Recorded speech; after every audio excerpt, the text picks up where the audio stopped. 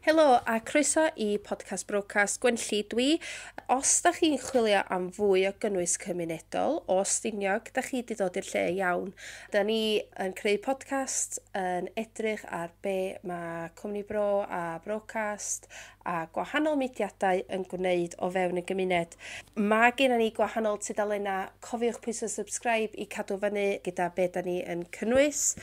A na ni fynd ymlaen I wsos yma.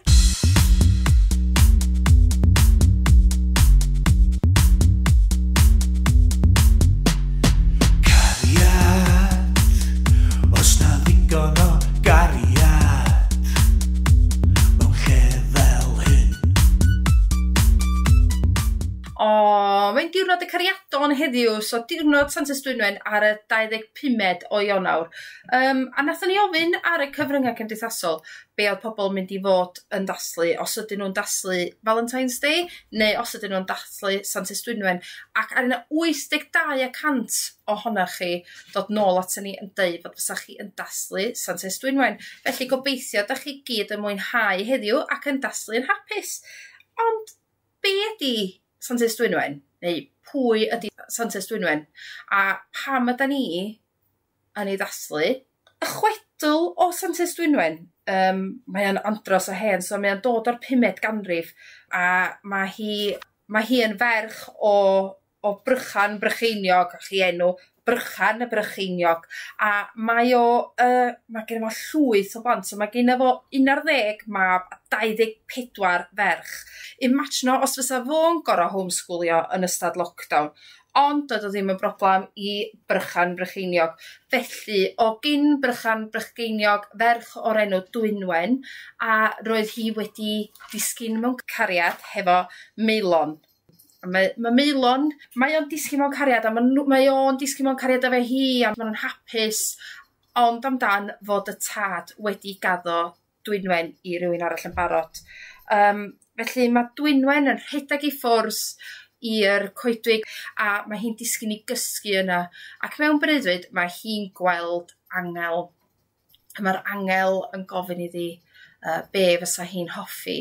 A mae hi'n deud be fysa hi'n hoffi anghofio amdan Meilon ac anghofio am ei gariad o. Mae'r angel yn rhoi potion I Dwynwen ac yn deud fod fysa hwnna'n helpu a fod fysa fo yn troi Meilon fewn I flocyn o'r rhew. Felly dyna sy'n digwydd. Ond mae Duw yn rhoi 3 dymuniad I Dwynwen.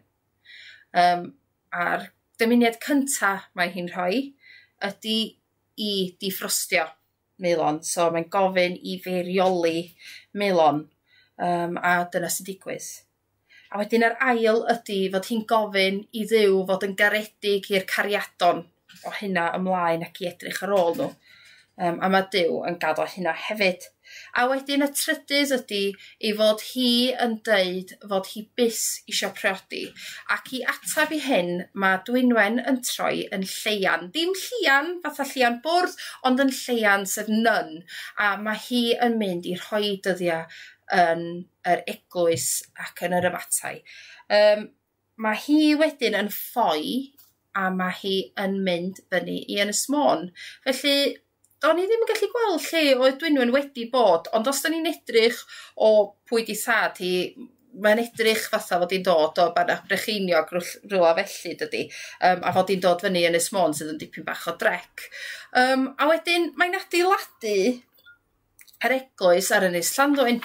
Ac os mae rhywun wedi bod yna mewn lle hyfryd a mae gennych chi yr hen eglwys, yr adfeilion yna, ond hefyd mae gennych chi ffynon.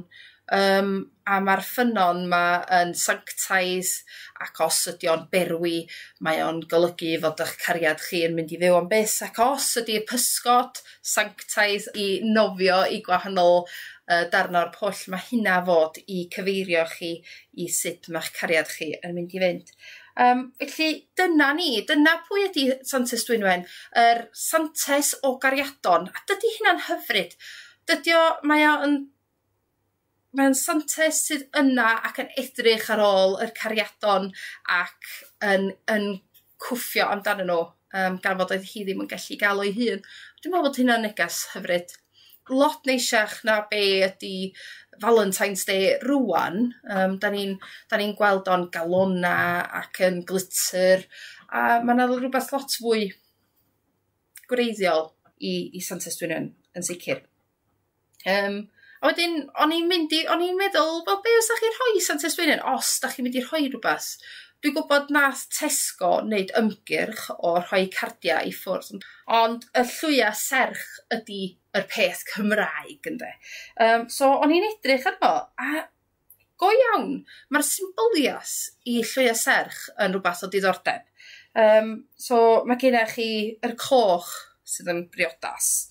A deryn, os fysa fi'n cael llwy serch, fysa fi ddim eisiau deryn yna fo, so felly, os da chi'n gweld yng ngŵr i yn cychwyn naddu ar llwy neu mynd i brynu fo, plis deitha fo dim adar, dwi'n ofn ohonyn nhw. Wedyn mae gennych chi'r cadwyn sydd yn meddwl fod o'n bus yn stoc yn ei gilydd, lle. Mae gennych chi groes sydd yn amlwg yn mynd efo'r ffys. Diafwnt ydy'r cyfoes, calon, yr serch, yr look dda, i'r pedal, yr clo. Y clo, mae'r tŷ fi yn berchen i chditha, wedyn o'n i'n meddwl, mae'n rhywbeth reit fatha mi casa su casa hynna. A dyn y diogelwch mae yr clymwais, yr cariad tregwyddol. Dau sydd yn ymuno at ei gilydd ydy yr bonyn dirdro. Dwi'n hoffi hwnna, bonyn dirdro. Mae hwnna'r un mor dda a brychan brycheiniog yn dydi. A wedyn, wrth gwrs, y draig sydd yn meddwl cariad am Gymru. A wrth gwrs, o gyna chi yr caich hefo'r peli ynddo fo. Ond dychmygwch os fysa brychan brycheiniog di cael yr holl blant yn ei llwya serch o. Ond ia, dyna ni. So dyna pwy oedd Dwynwen, Santes, oedd yn edrych allan am gariadon. Felly, diwrnod, Santes Dwynwen hapus i chi gyd, a gobeithio fod ych chi'n mwynhau dathlu.